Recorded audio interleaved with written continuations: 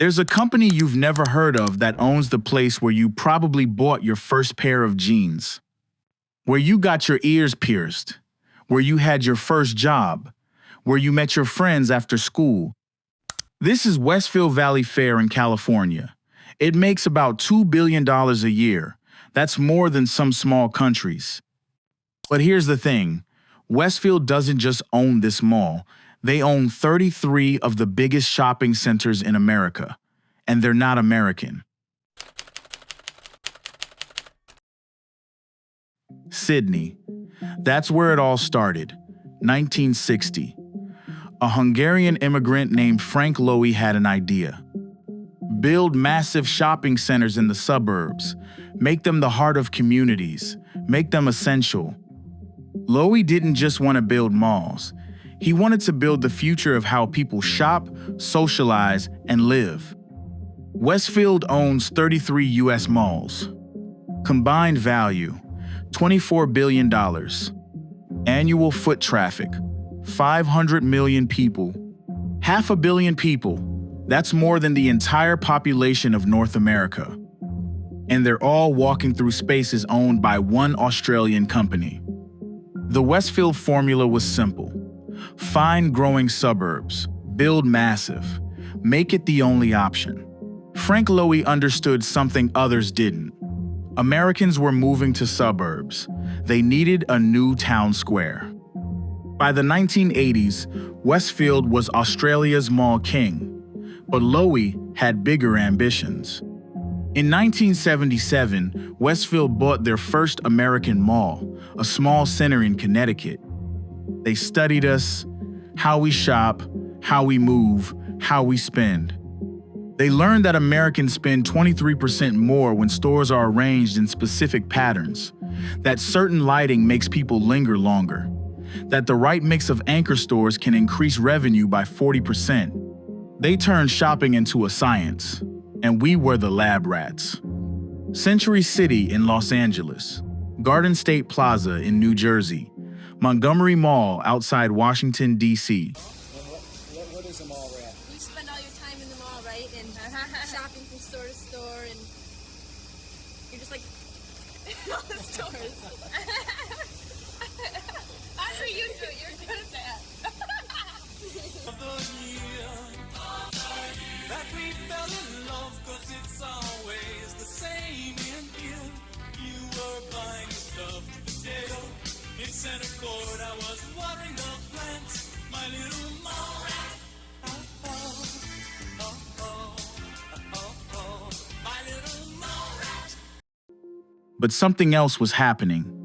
While Westfield was buying up America's gathering places, those places were starting to die.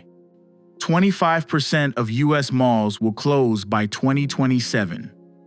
Retail apocalypse, 12,000 stores closed in 2023. Online shopping growth, 300% since 2010. The internet changed everything. Amazon delivered what malls promised: convenience, variety, and no crowds. Westfield is desperately trying to reinvent itself. They're adding apartments, offices, even medical centers to their properties. Because here's what's really happening. The company that owns our gathering places is watching them become ghost towns. As researchers predict, we'll see more closures than ever this year, up to 15,000 nationwide. Analysts in a report from Coresight Research found so far this year, more than 2,000 stores have closed their doors compared to 470 within the same period last year. Massive summer sheen haul. He says online discount retailers like Temu and Shein are eating into many brick-and-mortar businesses as shoppers grow frustrated with poor customer service and locked up goods in stores. They're also chasing the cheapest prices. Adding to the trouble for retailers, Americans are growing more pessimistic about the economy. The Consumer Confidence Index released today down almost 7%, the biggest monthly decline in almost 4 years. In 2021, Westfield's stock price dropped 30%. Foot traffic at their malls declined 40% from pre-pandemic levels. These parking lots used to be full. Families would drive here every weekend.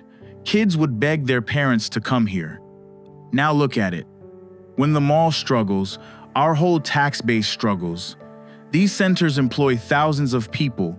They're not just retail, they're economic engines. But Westfield isn't just watching their investments crumble. They're adapting, evolving. They're turning malls into mini cities, residential towers where JCPenney used to be, medical offices where Radio Shack once stood. Because Loewy's original insight still holds true. People need gathering places. They just need different ones now. So here's what I keep thinking about. For 40 years, one Australian company has shaped how Americans gather, shop, and socialize. They built the places where we became teenagers, where we got our first jobs, where we learned how to be consumers. And now they're building the places where we'll live, work, and age. The question isn't whether Westfield will survive the death of the mall.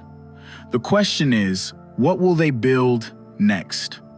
And when they build it, will we even notice that once again, we're living inside someone else's vision of community?